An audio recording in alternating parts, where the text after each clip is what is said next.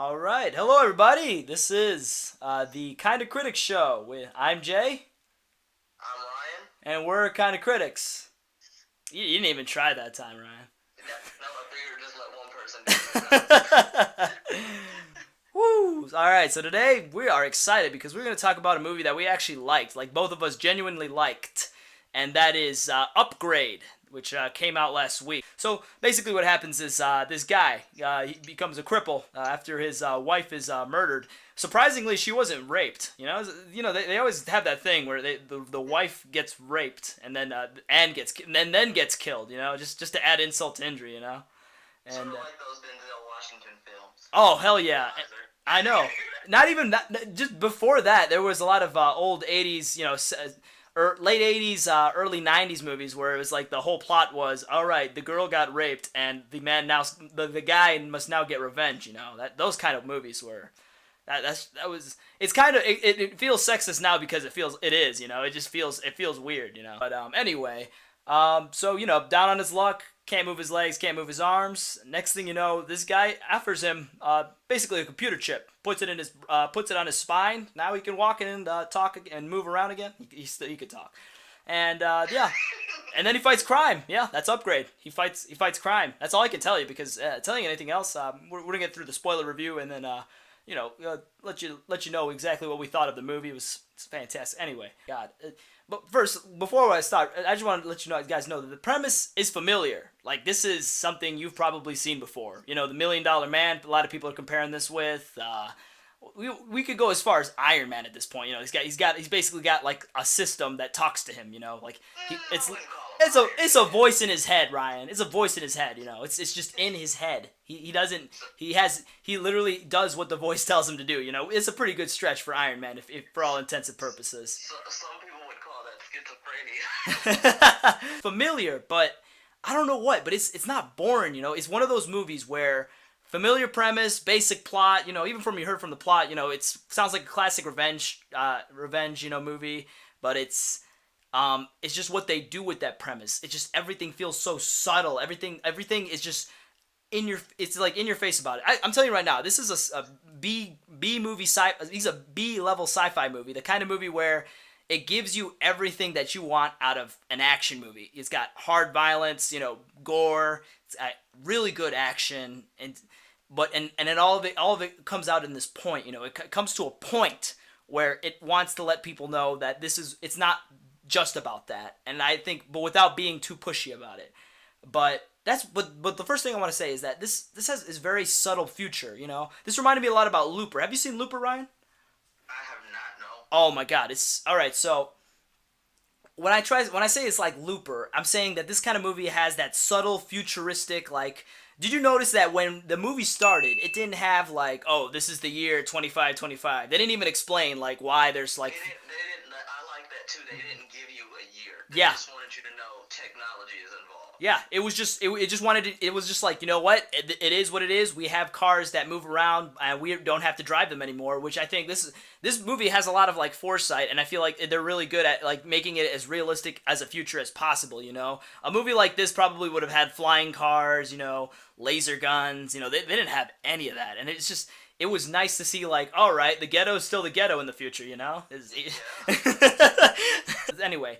Before I even get to that, is one thing that people probably talk about. It's the action in this movie.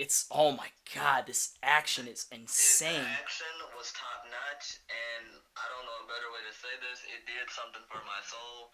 It's something that I wasn't expecting walking in. I'm like, okay, this guy's part robot. He's gonna shoot something out of his ass or out of his hand. Yeah. And I'm like, it's gonna be the same thing we've seen before. But that's not what I got, and that really surprised me. The way they do this, the way the camera works in this is when, okay, so the chip in his body is called STEM. It completely it has the ability to completely control his body to where he is not the guy who's in question. The guy, I think his name's Gray. Yeah, his name's Gray. He can allow the computer to control his body, STEM to control his body, and he is not in control of his body. And the way the camera works, it kind of has like this it has this jilted motions where he'll be standing up like he'll be doing like a 180 stand up. Like he'll stand up like he's just like whoop whoop whoop. Like he It was like a fast cardboard pop up. yeah, yeah. Yeah, he was a pop-up book. He popped up like Like he was regular, and yeah. then as soon as he said, "Still, you have control," that's when he started doing like weird kung fu. Yeah, he went from vertical to horizontal and then kicking someone's ass. And I thought it was amazing. It's and the camera embodies that. It's like, okay, it's everything is 100% accurate. Everything his whole body has that 100% accuracy where he's like, "All right, I know how to counter every part." And it's just it was something out of like this was like Sherlock Holmes but on crack, you know? That's exactly that's the kind of movie it was. And I loved that. It was just and the best part is knowing that this was an R-rated movie made by someone that was already invested in like horror movies. No, like he did the Saw movies. I'm pretty sure he knows how to make like good blood effects. And this was the most bloodiest movie I've ever seen. This is very close to being exploitation with the violence it has in this, especially with the first one. They do not pull any punches with the first action scene, showing a man with a butcher getting his face cut open with a butcher knife, and it was quick. It was, but you could see it. Like the camera made sure you saw that part, and oh my god. And I just want to make a shout out to Chris Stuckman. He's a YouTuber. He really does nail the head. If you want to check out his video, go check out his video. We'll put the description below. But he really did nail what exactly this action was. It just had this visceral feeling where you could tell that there was like he was like the body was just thinking so much and it would just move so fast and the camera looked like it couldn't keep up when it was jilting like that. It's just the action in this is fantastic, and I would recommend this movie just to see this choreography and camera work come together. Even with the soundtrack, oh my god, this soundtrack was busting with this shit. It was, oh my god. Oh, I know you love a good. I know you jizz those for those soundtracks, man. This one was no question. It was it wasn't too much techno. It was very low key, but when it came together with the action scenes with the beats, it was fantastic. And what I wanted to say about Logan Marshall Green is this movie really brought his charisma. I don't know how to explain it, but I thought he was such a relatable character. You know, he just doesn't like dealing with technology, but not in that sappy way where it's like, oh, iPhones are bad. You know, he had a good reason to it. You know, he had some good points to come across in the and this is what I'm going to talk about the commentary in this movie. The commentary in this movie, it's insane. It's not even about the characters at this point. You know, tell me what you want. I will make that one of my I have made that a couple like one of my major issues with this movie. But this movie is a straight up commentary on, you know, modern, you know, technology and whatnot. But they don't do it in the way where it feels stupid, you know. It feels overrated, you know. There was a couple things where that bothered me, but other than that, I feel like it knew what it was talking about. It was smart about what it was talking about, especially when it came to technology. Because any other director, I think they would have made this way too much of a good guy movie, a superhero movie. Because everyone likes to compare this with a superhero movie, especially, you know, when Green was playing this character. His name's Gray also, which I don't think it was subtle either. You know, he's Gray, you know, because he's drawing from a line of being a good guy and being a bad guy, which I thought was clever and stupid, but I liked it.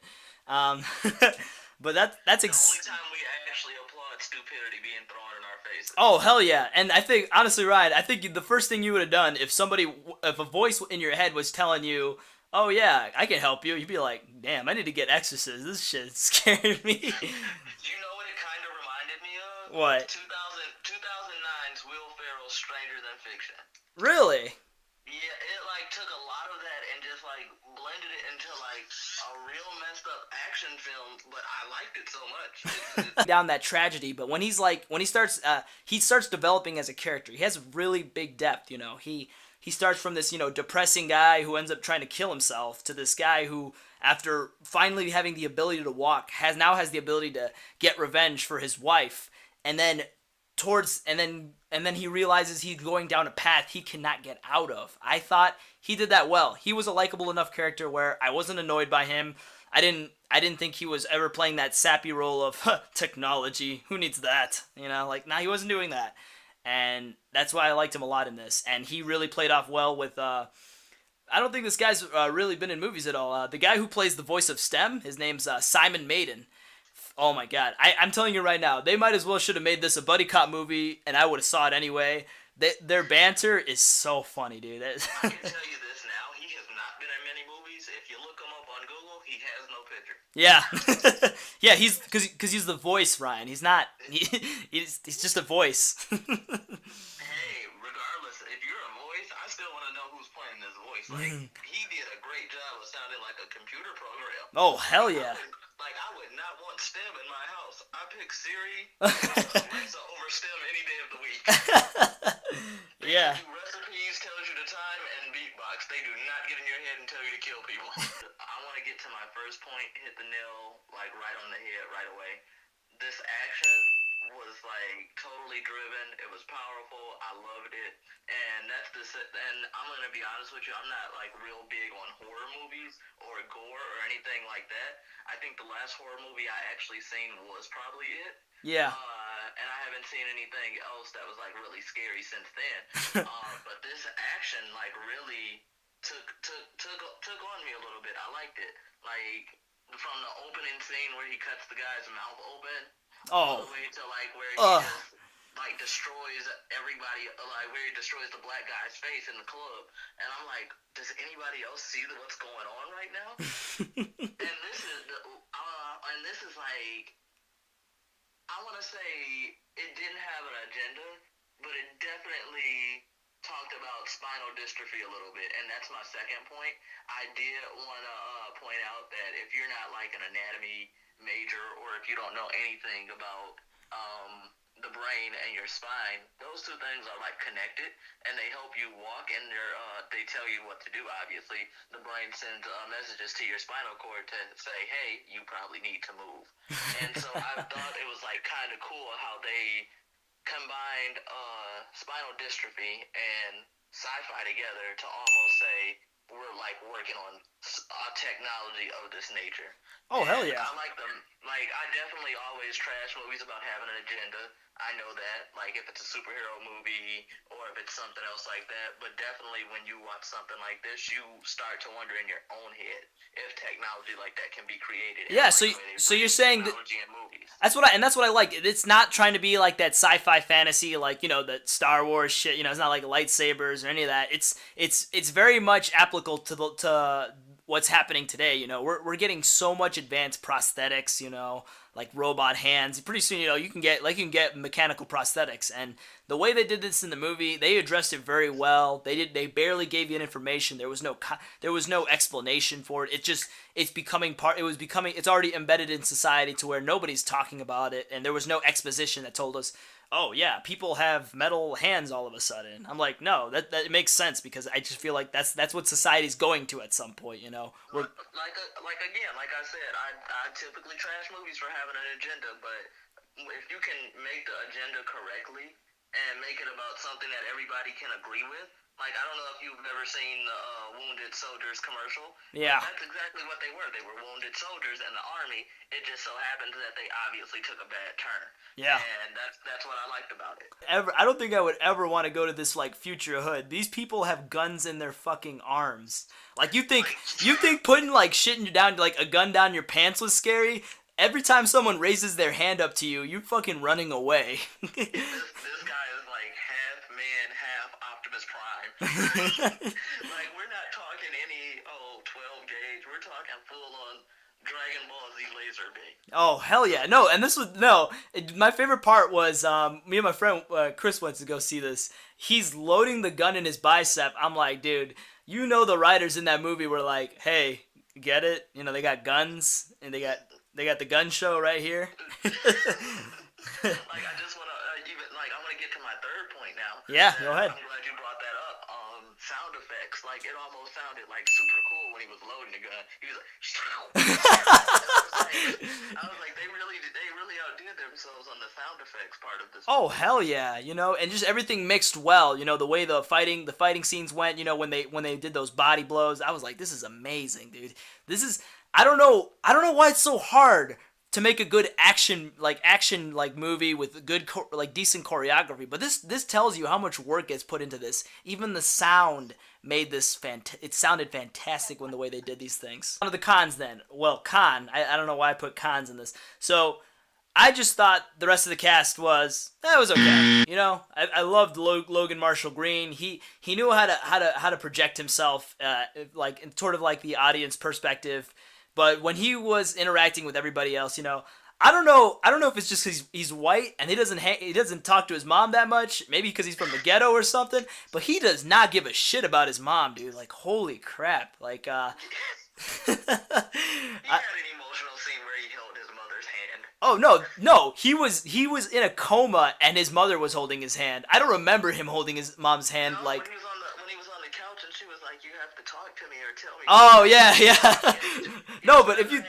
I can't. Yeah, I just think the characters that they had were overused. Like Betty who was Betty Gabriel was the The cop. yeah, the cop. Oh my god. I mean, I feel like they were just trying to add more attention to the idea, but then again, she is part of like this was part of Blumhouse Productions. This is the girl from Get Out, Betty Gabriel. She's the one. She was the maid in Get Out, if you remember correctly. Yeah. So yeah, she you know she was okay. You know, I don't know she played the role of a cop. You know, and they had to have a cop in this. Now I don't like old black women who offer me tea. Now I don't like old black women who play cops. She's not even that old, dude. Black woman thing. Dude, she's not even that old. Like how? Like she's not that old. She's like what? She's mid-40s probably. Mid-40s. I'd still hit that. Anyway. Still offered people tea. Got mad because someone tried to figure out their own crime case. Yeah, but besides like Stem and Gray, you know, being the main characters, like kind of like playing off of each other. Not even the bad guy in this. A lot of people would say the bad guy's weak, and I'm like, but you know, technically wasn't Stem the bad guy, and you know the smart guy that you saw in the trailers was supposed to be the patsy, the guy who we thought was gonna be the bad guy. And even the guy who played, you know, Benedict Hardy, who's also a new. I don't know anything about his filmography. The guy who plays Fisk, you know, and I was the guy who can sneeze and kill you. Oh my god. He does not sound like a bad guy. No, when you see this guy, he kind of reminded me of like the way he talked. You know, he's like, "Oh, I'm more superior than humans." You know, I was just thinking one of those guys. It's like, you know, only people with high IQs watch Rick and Morty. I was like, dude, this guy's up his ass, dude. I swear to God, he talks so much shit about everybody. I'm like, dude, you're still a human being. I know you might have like argumentations, but God, you're such You wanna know why it put over so well? Yeah. Because he had a country accent. Yeah, yeah. And then she goes, "Yeah, we're trying to get there," and he's like, "No, you're not, because I have STEM." Like, but how long have you had STEM if it was controlling you? What I'm assuming is he created STEM, but it had already controlled him. Maybe I don't know, for a while now, because it makes it. I think they were implying that STEM has been created for. I keep calling it a he. I know it's a robot, but like at this point, he's got a man's voice. You know, what are you gonna do? But I think he's had it for a while to where, but they didn't. Yeah, you're right. Maybe they didn't explain it too well. But I guess I could see why people would be saying, "Oh, really? Span of 2 days, he decided he'd get this mechanic that just happened to be giving cars to this guy for a while." Yeah. Yeah, I didn't understand that. And then the kid that looks to be at least like, I don't know, 15 or 14. Yeah. Why are you selling him vehicles that he can't drive when cars get you places? Here, 5 out of 6. It's good but not great. It's a film that never meanders and knows exactly what it wants to commentate on society-wise, you know, technology, all of that. I just feel like you have to watch this. It makes a super entertaining movie. And if you really want to go into it deeper than that, then you can. But if you don't, because you just want to see this action, it's just so much fun.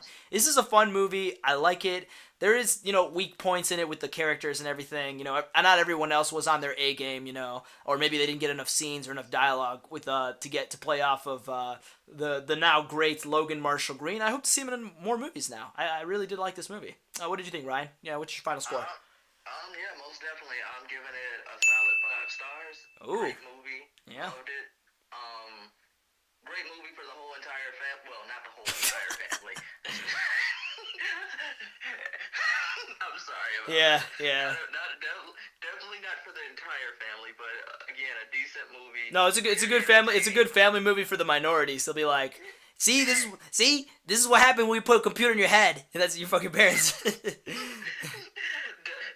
take the Asian community to see it so they know what they're creating is is affecting the Americans completely. Yeah, no. But anyway, we were almost out of time here, but I just want to let you guys know, like, comment, subscribe.